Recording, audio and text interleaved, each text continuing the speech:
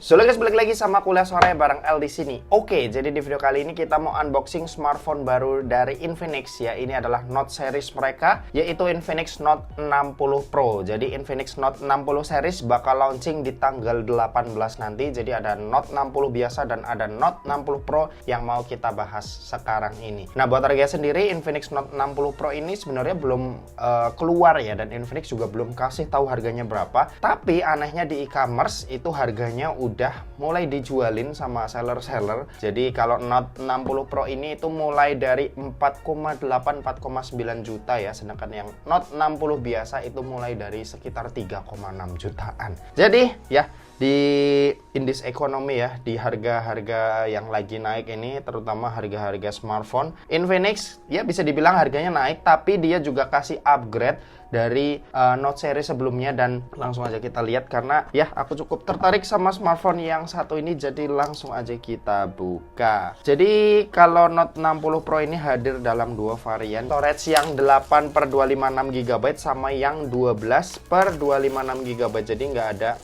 pilihan storage yang lebih besar. Jadi ya kapasitas internalnya cuma 256 dan cuma ada pilihan buat RAM-nya aja. Nah, yang kita bahas ini yang paling kecil yang 8/256 GB. Boxnya seperti ini ya, dominan warna abu-abu. Di sini ada tulisan Note 60 Pro, lalu ada spek-speknya kayak chipset yang dipakai, terus speed ngecasnya, terus di sini ada logo Infinix, dan di sini ada matrix display. Nanti kita bakal coba karena ini unik banget. Lalu di bawah ini ya Snapdragon chipsetnya yang dipakai sekarang, karena Infinix ini buat pertama kalinya ya kalau nggak salah Infinix pakai chipset dari Snapdragon, dan soundnya ini dituning sama JBL. Kalau kita lihat sebelah kiri ada kartu bundling Axis, lalu warantinya 12 bulan. Sebelah sini ada tulisan Note 60 Pro, logo Infinix. Kalau di bawah ini kita bisa lihat ada warna yang mau kita unboxing, ini namanya Deep Ocean Blue. Kalau di belakang ini juga ada spek-speknya. Oke, langsung aja kita buka karena aku juga udah nggak sabar. Oke, ini dia smartphone-nya, kita pinggirin terlebih dahulu. Dan ini dia isinya seperti ini. Kita dapat bundling kartu Axis, lalu ada tulisan license by Qualcomm. Nah, ini baru beneran ya, karena biasanya smartphone Infinix pakainya MediaTek atau Dimensity, dan sekarang beneran pakai chipset Snapdragon. Jadi agak aneh kalau sebelum-sebelumnya mereka masukin tulisan seperti ini di box mereka. Oke, di sini ada buku petunjuk penggunaan. Lalu ini kita dapat case. Ini case hard case ya, dia tebel banget, dan di sini ada kayak ring MagSafe gitu. Harusnya sih dia support wireless charging. Lalu di sini ada kepala charger, outputnya 90 watt, mantep, ini ngebut banget.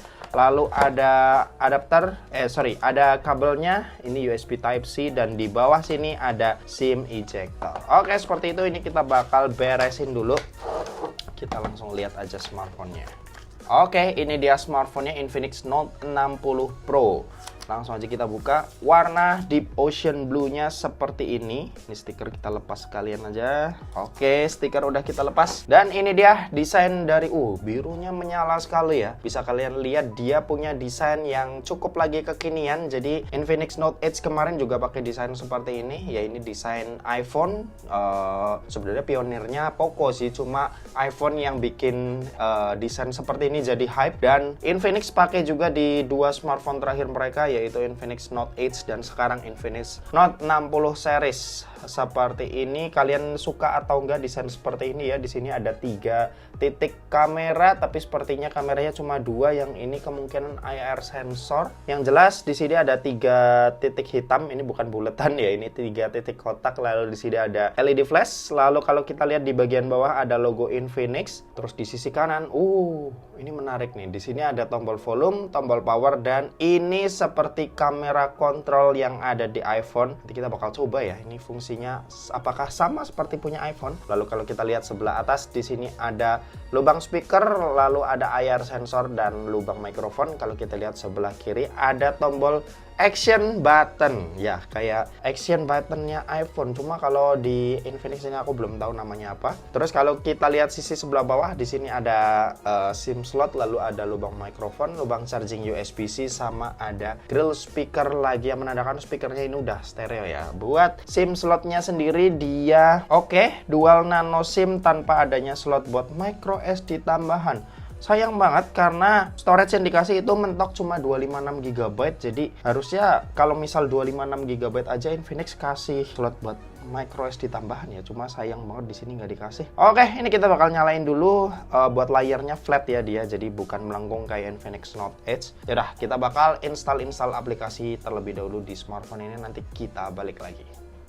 Oke, jadi ini adalah tampilan awal dari Infinix Note 60 Pro ya. Desainnya bisa kalian lihat dia ngikutin wallpapernya iPhone, tampilannya iPhone. Mulai dari lock screen-nya juga bisa kalian lihat ya, ini wallpaper yang khas banget sama iPhone.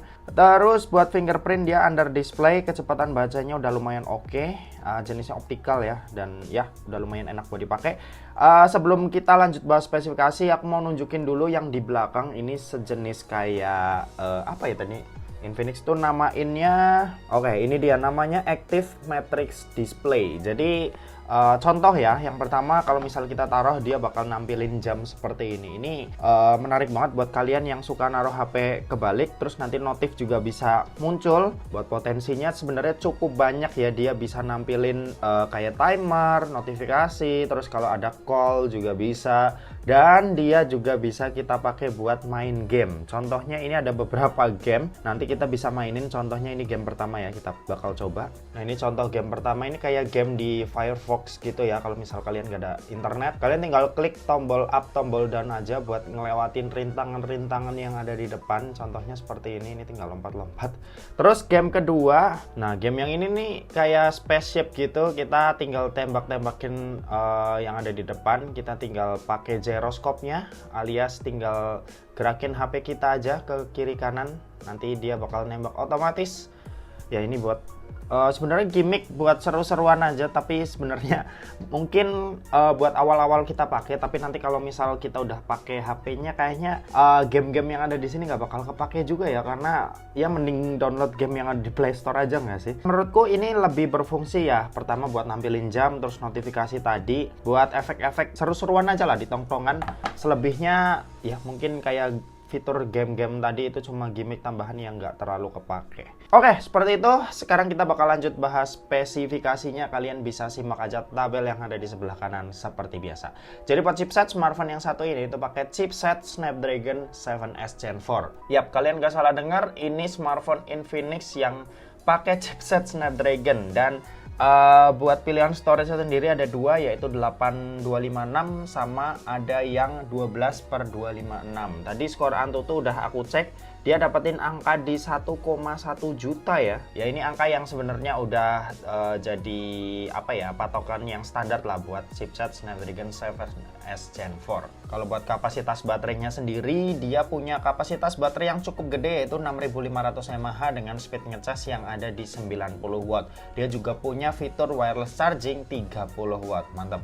Terus kalau buat sistem operasi dia pakainya XOS 16 dengan basis Android 16. Buat info update aku belum dapat dari Infinix ini buat smartphone yang satu ini bakal dapat berapa kali ya. Nanti kalau udah dapat aku bakal infoin aja di video review. Oke, kalau buat layar, panel yang dipakai ini AMOLED, resolusinya 1.5K dengan ukuran layar yang ada di 6,78 inci. Buat refresh rate-nya sendiri ini juga udah 144 Hz, jadi refresh rate yang tinggi. Bisa dipakai di segala aktivitas, udah pasti nyaman ya buat scrolling terutama.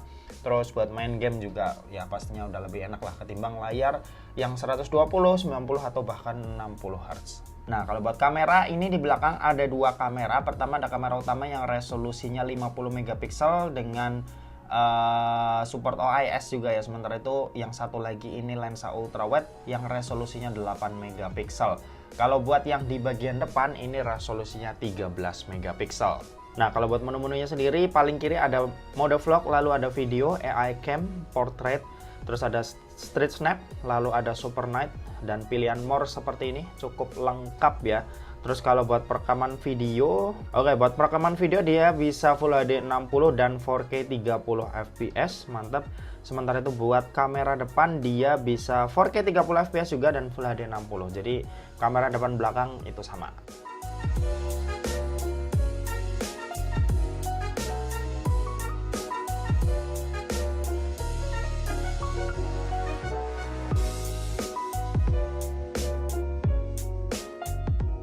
Nah, kalau buat fitur-fiturnya sendiri, dia punya speaker stereo, terus support NFC dan IR sensor, terus dia juga punya fingerprint under display yang tadi di awal juga udah kita coba. Oke, seperti itu buat spek dari Infinix Note 60 Pro. Sekarang kita lanjut ngetes performanya pakai 3 game yang biasa kita mainin. Langsung aja game pertama, Mobile Legends. Oke, kita udah masuk ke game Mobile Legends. Buat settingannya dia bisa ultra. Frame rate-nya juga bisa kita set ke ultra, artinya bisa 120 fps. Ya, nggak ada kendala sih, aman. Dan emang seharusnya chipset ini udah aman banget buat dipakai. Main game sekelas Mobile Legends ya, ini udah aman banget. Kalau dapat 120 fps ya atau enggak, belum tahu ya, karena ini aku belum pakai FPS meter, jadi belum bisa lihat FPS aktualnya berapa, tapi yang jelas ini bisa 120 fps sih harusnya. Waduh, kita angkat. Waduh. Oke, kita langsung aja next ke game selanjutnya. Oke, kita udah masuk ke game selanjutnya, PUBG Mobile. Dan buat settingan sendiri, di smoothnya dia bisa sampai Extreme Plus alias 90 fps. Cuma kalau ke atas kayak balance, HD dan HDR, dia udah Extreme aja alias 60 fps. Kita bakal pakai smoothnya aja, smooth Extreme Plus 90 fps. Dan buat gyroscope-nya dia aman sentosa ya, jadi tidak usah dipermasalahkan. Dan ini lebih dari 60 fps sih yang aku rasain, meskipun belum pakai FPS meter, tapi aku yakin ini bisa dapat 90 fps. Belum ada lagi musuhnya, ini dia. Oke, dapat 2 kill, 3 kill, nice. 4 kill.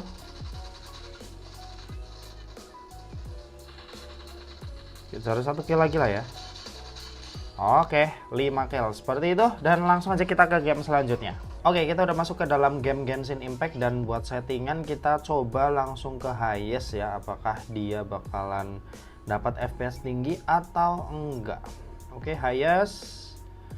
Oh, ini nih sekitar, kalau kira-kira ya mungkin sekitar 30-40 fps lah ya.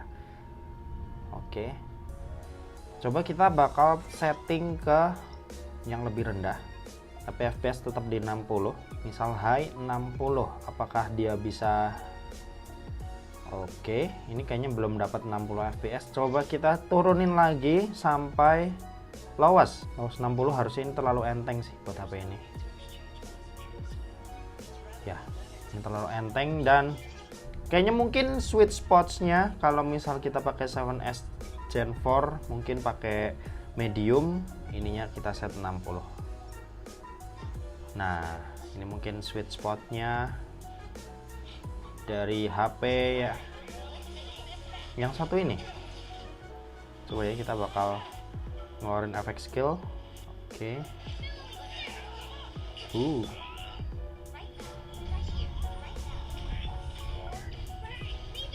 Oke. Ya, kalau dibilang nyaman, udah cukup nyaman, cuma emang nggak bisa dapat settingan highest kalau mau nyaman ya. Paling nggak diturunin ke medium atau high aja. Cuma ya nanti sisanya bakal kita bahas aja lah di video review. Tapi yang jelas buat performanya untuk ukuran HP yang harganya ini 4 mau ke 5 juta, ya udah cukup oke lah buat performanya. Nanti kita bahas lebih lengkap lagi di video review. Oke, mungkin segitu aja buat video kali ini. Terima kasih buat yang udah nonton video ini. Jangan lupa buat like, komen, dan share juga ke teman-teman kalian supaya teman-teman kalian mendapatkan informasi yang bermanfaat dari kuliah sore. Oke, terima kasih buat yang udah nonton video ini sampai habis, dan sampai jumpa di kuliah selanjutnya.